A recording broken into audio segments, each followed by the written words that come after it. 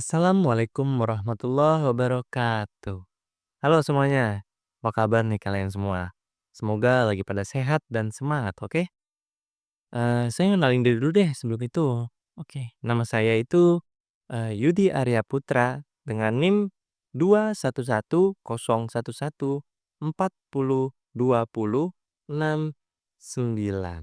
Oke. Jadi video ini nih saya buat ngerjain tugas dari mata kuliah interaksi manusia dan komputer yang dibimbing sama Ibu Intan Kumalasari Eskom Pemkom. Oke, di sini saya mau ngebahas soal konsep keren dari proyek wisata cerdas di Kota Bahari, khususnya yang pakai papan informasi interaktif.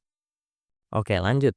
Jadi gini guys, pemerintah Kota Bahari nih punya inisiatif buat ningkatin pengalaman para wisatawan ya. Mereka mau masang papan informasi digital, tempat-tempat strategis kayak alun-alun, tempat wisata, sama pusat informasi turis. Yang bikin beda, papan ini nggak pakai layar sentuh, tapi dilengkapi sama dua teknologi. Yang pertama, ada sensor jarak yang bisa deteksi orang pas lagi deketin papannya. Jadi papannya tuh ketika dideketin, mereka bisa nyala sendiri. Gitu, keren nggak? Yang kedua, ada sensor gestur tangan. Jadi, kita bisa kontrol tanpa harus nyentuh-nyentuh nih. Cukup gerakin tangan doang. Keren nggak? Mantap. Apa sih bedanya layar biasa sama yang cukup gerakin tangan aja? Oke, yang pertama tuh lebih higienis karena nggak usah sentuh-sentuh layar. Cocok banget buat era setelah pandemi kemarin tuh COVID-19. Yang kedua, lebih futuristik. Kita tinggal geser tangan buat mindahin halaman, pilih menu, atau zoom gambar hanya dengan menggerakkan tangan saja. Yang ketiga, pastinya lebih nyaman buat semua kalangan. Misalnya, ibu-ibu yang lagi gendong anak, atau lansia yang nggak nyaman pakai touchscreen. Tinggal lambaikan tangan, beres, udah. Oke, teknologi aja itu nggak cukup loh. Ada juga desain tampilan yang harus user friendly gitu. Jadi di sini tuh ada beberapa hal penting yang harus diperhatikan agar tampilan itu bisa jadi user friendly. Yang pertama, ada pakai pakai icon dan teks gede-gede tuh biar lansia atau anak-anak juga bisa baca.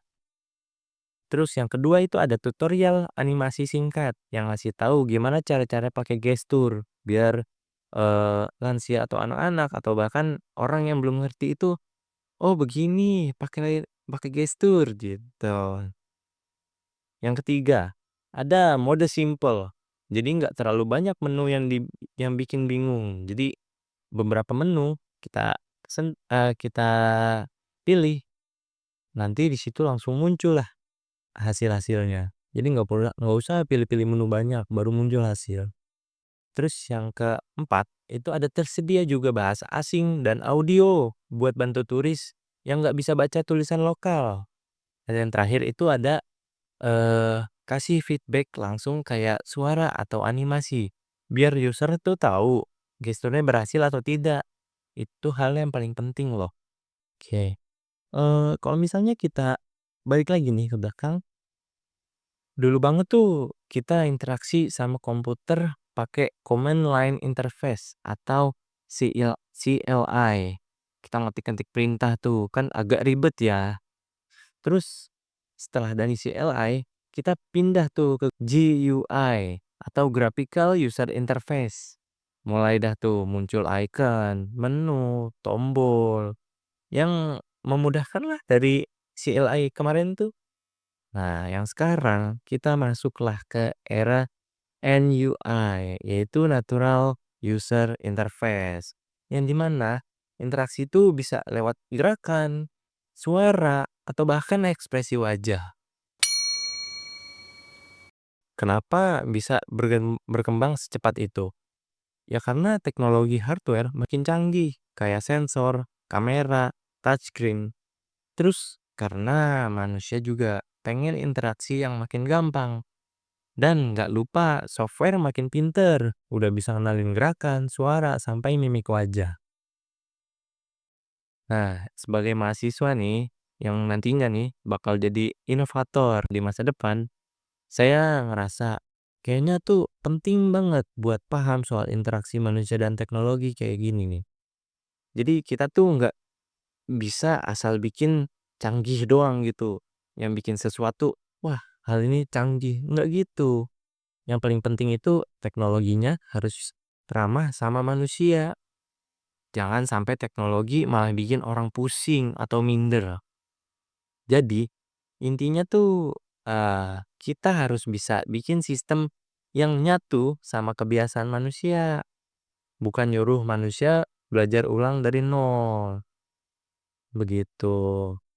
Oke kali ya. Segitu dulu pembahasan dari saya tentang proyek wisata cerdas dan desain interaksinya.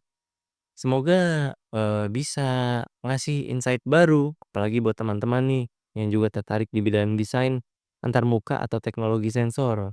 Kayak saya contohnya, saya suka bidang desain, entah itu desain promosi atau desain seperti antar muka.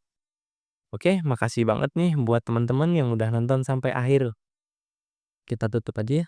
Oke. Wassalamualaikum warahmatullahi wabarakatuh. Terima kasih semuanya. Sampai ketemu di video selanjutnya. Bye bye.